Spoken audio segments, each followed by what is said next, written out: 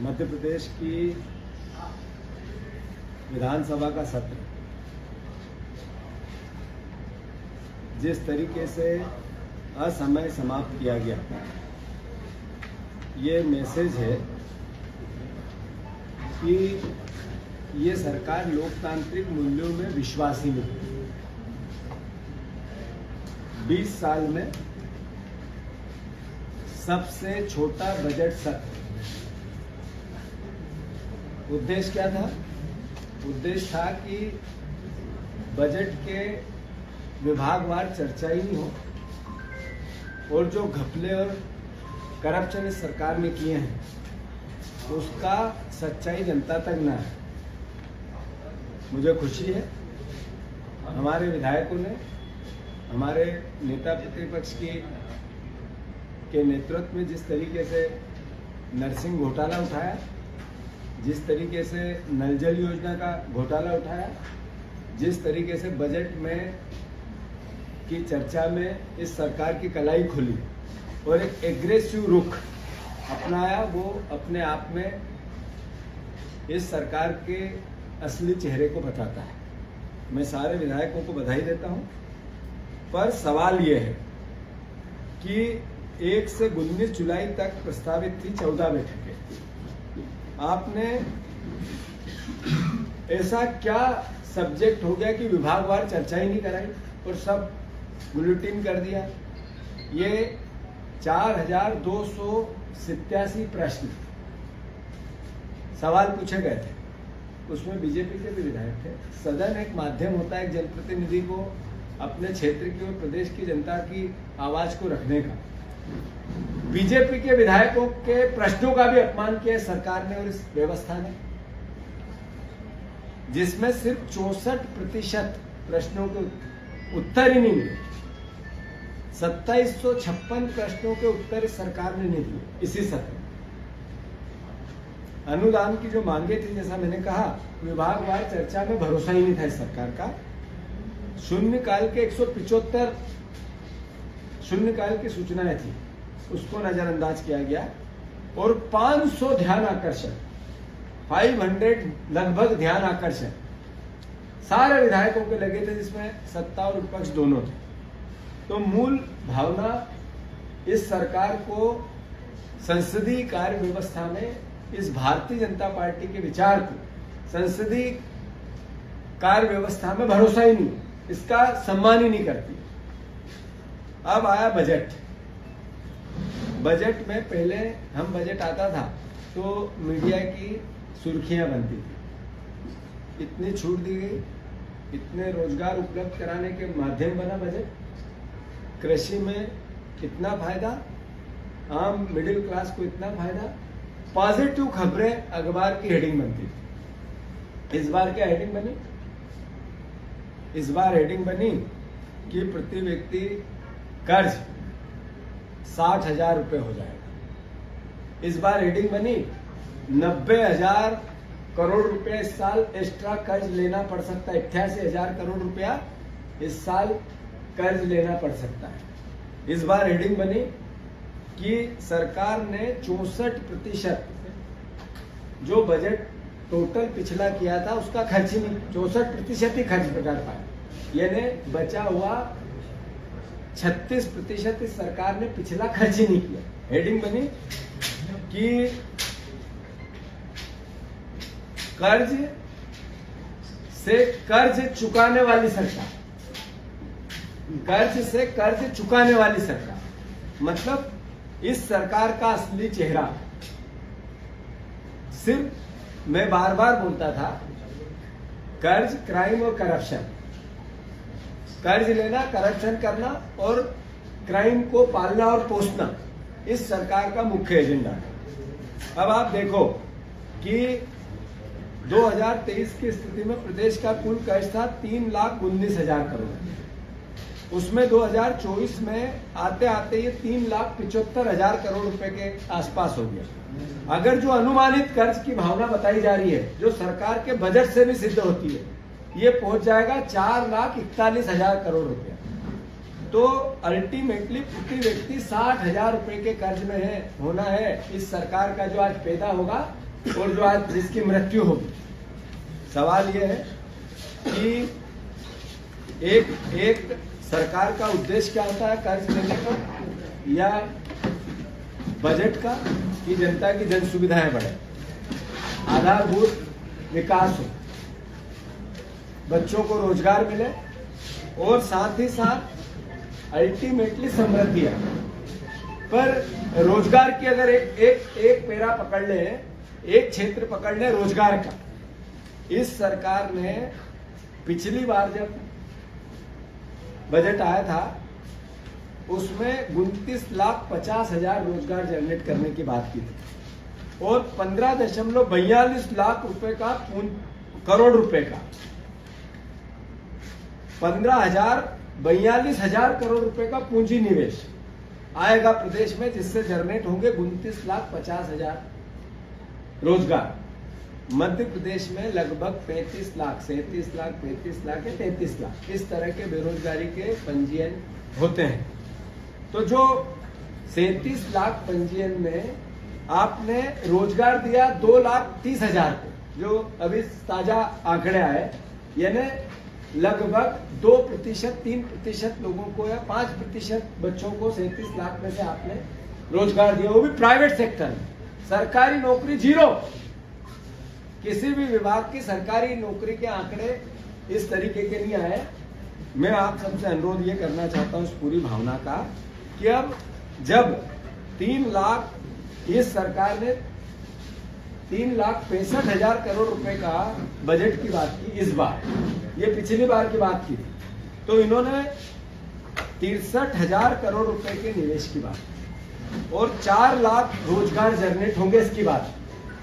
मतलब पहले पिछली बार जो रोजगार के कार्यालय का पंजीयन था 35 लाख, उसमें से दिए 2 लाख को, बचे 33 लाख, उसमें से 4 लाख रोजगार जनरेट करेंगे।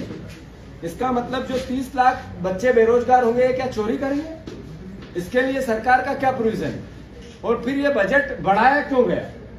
आखिर अल्टीमेटली जब सीएजी की रिपोर्ट ये कहती है कि आप 64% ही बजट यूज करते हो, तो ये इतना भारी भरकम बजट क्यों किया गया? हर बार क्यों किया जाता है? इसलिए कि हम अपनी समृद्धि बता के कर्ज ले सकें, इसलिए कि लोगों की आंखों में धूल झोंक के आम जनता को मूर्ख बना जा सके। अरे एक बजट का मूल उद्देश्य होता है, साधारण भाषा में हम समझे, जो परिवार पूरा पालन पोषण जीवन यापन करने के लिए सिर्फ कर्ज पे डिपेंड होता है, तो अल्टीमेटली उसको दिवालिया होना पड़ता है। हमारी सरकार इस नाते दिवालिया सरकार है। हमारा जो मूल जो भावना है कि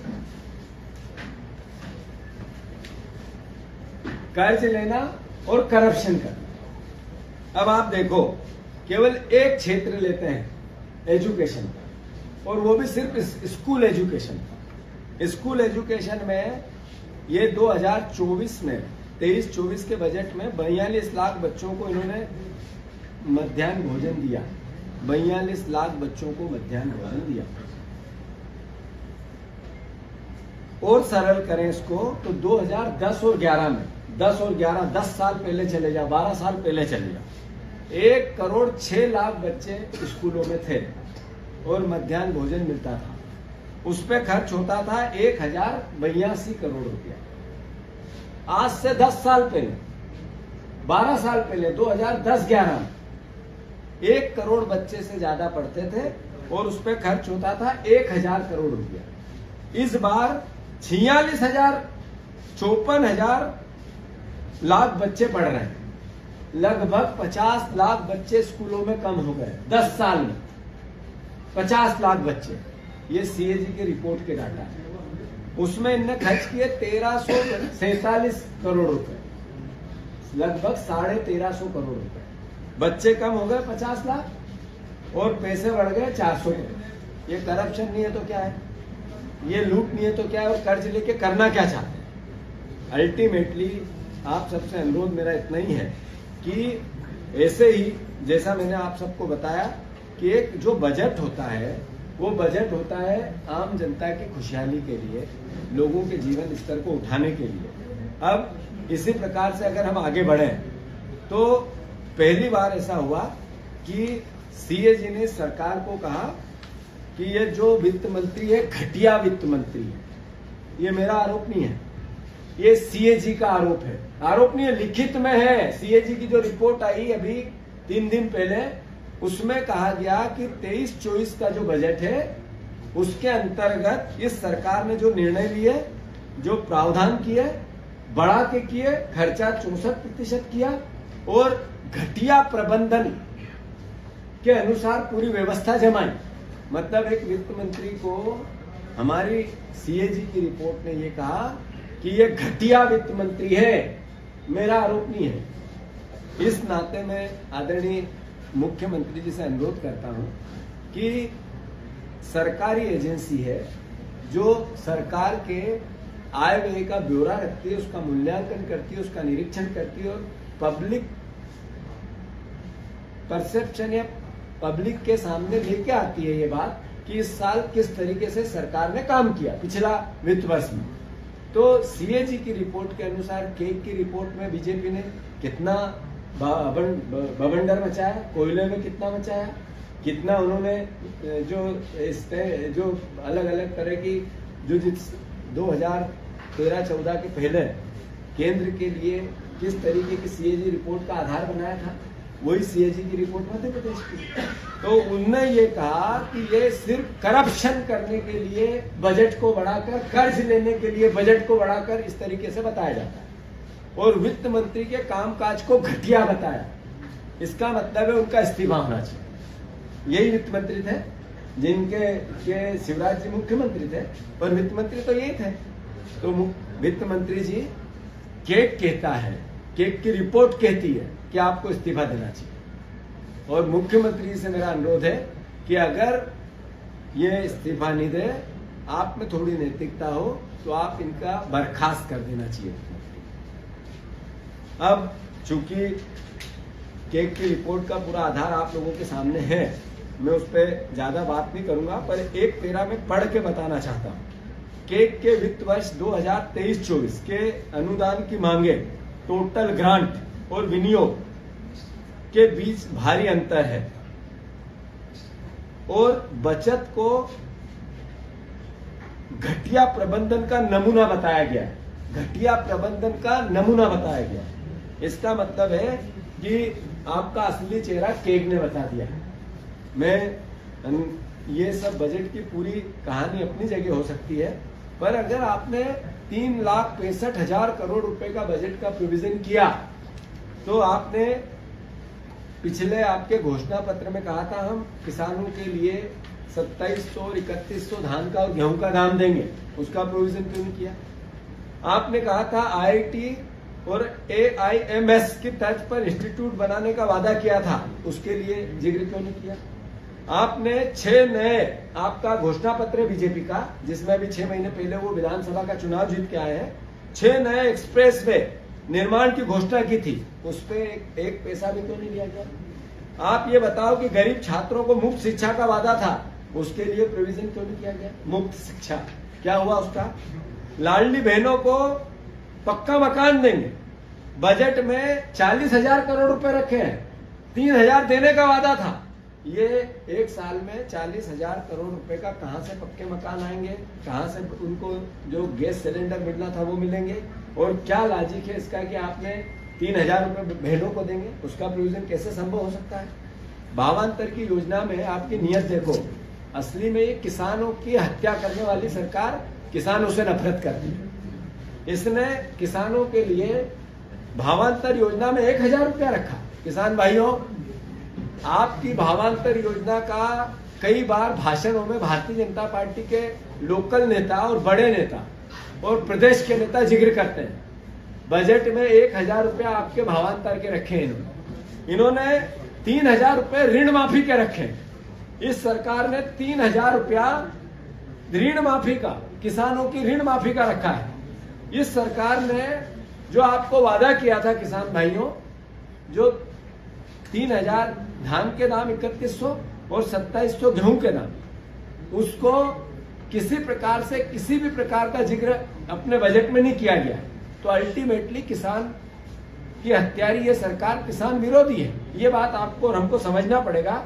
आदिवासियों के मकान, नल जल, ऐसा हमारे विधायकों ने कल मुद्दा उठाया करप्शन का, जो हर घर को नल और उसमें मिलेगा जल। ये प्रधानमंत्री का भाषण था, आपकी टोटियां खोल के ले जाएंगे। अरे प्रधानमंत्री जी, टोटियों में न नल है न जल है, और उसका सारा करप्शन आपके नेताओं की जेब में है। ये भावना इस सरकार की कि जिस वचन को लेके ये आए थे, इस बजट में एक शब्द भी नहीं है उसके, जिसके लिए इनको वोट मिला। तो ये बड़ी चिंता का विषय है। मैं मानता हूं कि बजट के सारे प्रोविजन, सारे प्रावधान, जैसे किसानों के लिए इनको जितनी योजना में मद रखना था, बोलते हैं उसको पिछली बार से भी अब घटा दिया। यानी कि जो ग्रामीण विकास का मद रखना था वो पिछली बार से इस बार घटा दिया। जो इनको अलग अलग मद को लेकर अलग अलग प्रक्रियाएं, चाहे वो आदिवासी आवास की बात हो, चाहे आदिवासियों की छात्रवृत्ति की बात हो, चाहे मतलब अल्टीमेटली वित्त मंत्री का काम सिर्फ झूठ बोलना है। इन्होंने एक कहा कि वित्त मंत्री सदन में झूठ बोला, पूंजीगत व्यय 15% बढ़ाया गया है, जबकि यह वर्ष 2023-24 में 67,177 करोड़ रुपए था, जो घटकर 2024-25 में 61,633 करोड़ रुपए हो गया। यानी घटाया बढ़ा। आप भाषण देखना वित्त मंत्री का, इसका मतलब है कि वो जनता से सदन में क्या झूठ बोलते हैं। इसीलिए तो वित्त मंत्री का इस्तीफा होना चाहिए। और अंत में मैं इतना ही कहना चाहता हूं कि ये सरकार ने सिर्फ करप्शन करने के लिए बजट में प्रोविजन किए हैं।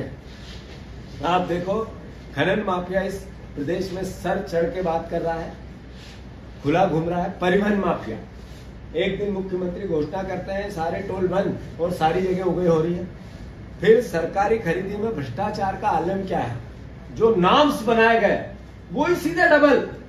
जो सरकारी काम करने के तरीके के, वो चाहे सिविल के काम हो चाहे खरीदी के काम, सब में जो रेट मूल होते हैं उससे सीधे डबल का प्रोविजन किया गया। यानी करप्शन की पूरी छूट दी गई। उज्जैन में मंदिरों की जमीन पर कब्जा कर लिया, पंचायतों के नगरीय निकाय में जमकर भ्रष्टाचार, इंदौर में 2000 करोड़ रुपए का लगभग घोटाला नगर निगम में हुआ। एक भी नगर निगम, नगर पालिका, नगर पंचायत ऐसी जिसमें फर्जी बिल का मामला नहीं चल रहा हो। तो ये सरकार करप्शन की पर्याय बन गई। मैं मानता हूं नर्सिंग घोटाला इसका सबसे बड़ा उदाहरण है। अभी लगातार नर्सिंग घोटाले को लेकर मंत्री के खिलाफ एविडेंस दिए गए, सदन में चर्चा की गई, सदन में एविडेंस रखने की अनुमति मांगी गई, पर ये भ्रष्ट लोगों का कुनबा मानने को ही तैयार नहीं कि हमने करप्शन किया है। मैं मानता हूं 4 लाख से ज्यादा बच्चे जो नर्सिंग की फीस देकर इंतजार कर रहे हैं कि हमें पढ़ाई हो, डिग्री मिले, एग्जाम दें, उनकी क्या गलती थी? इस सरकार की इस करप्ट गतिविधि के कारण उनका जो भविष्य चौपट हो रहा है, ये एक चिंता का विषय है। भर्ती घोटाला, पेपर लीक होना, मध्य प्रदेश मतलब एक तरह से देश में सबसे बड़ा एक चेहरा बन गया, और व्यापम जैसे घोटाले मध्य प्रदेश में चर्चित है। तो कुल मिला के आप लोगों से आज का जो बात का सार है, कर्ज इसलिए लिया जाता है कि करप्शन करना है, बजट इसलिए बढ़ाया जाता है कि कर्ज लेना है। जो वित्त मंत्री को इन सब गतिविधियों के लिए, गलत प्रबंधन के लिए केक ने दोषी ठहराया है, और केक की रिपोर्ट के अनुसार मध्य प्रदेश के वित्त मंत्री की वित्त व्यवस्था घटिया स्तर की है। इसलिए वित्त मंत्री को इस्तीफा दे देना चाहिए, और वित्त मंत्री को इस्तीफा नहीं देते हुए तो मुख्यमंत्री को उनको हटा देना चाहिए। धन्यवाद।